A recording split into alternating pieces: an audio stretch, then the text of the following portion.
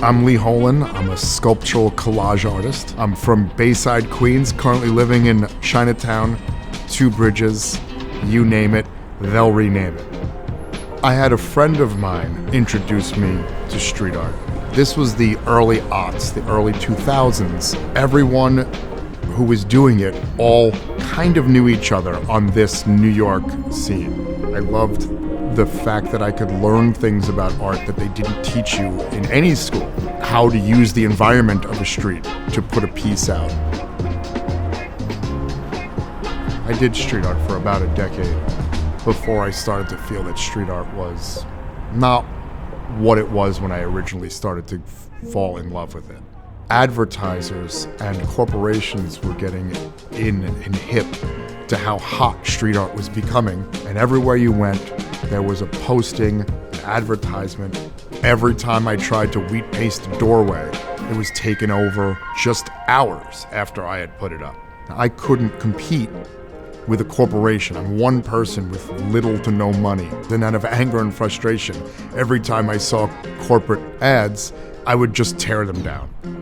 I'm tearing your shit down. Slowly I started thinking maybe I'll just gather these pieces together and use them in the collages that at that time I had just been starting to think about doing.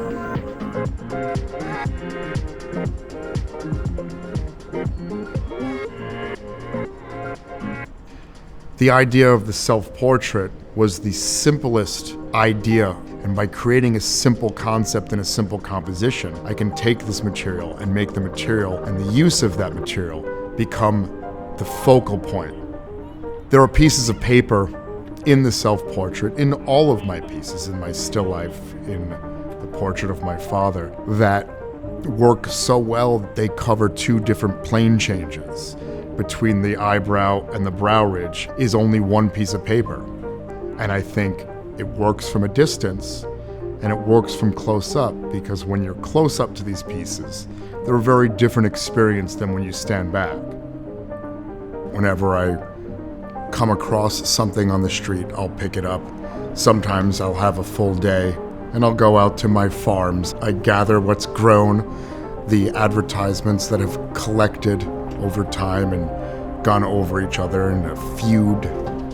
Being stuck using the colors of the pieces of paper, I find, can be very frustrating because it's hard to find the right values for certain parts, and it can create a disconnect from one plane to another plane change. However, that also is a part of the process. So that is part of what makes the piece what it is, because I have limitations that I need to try and overcome.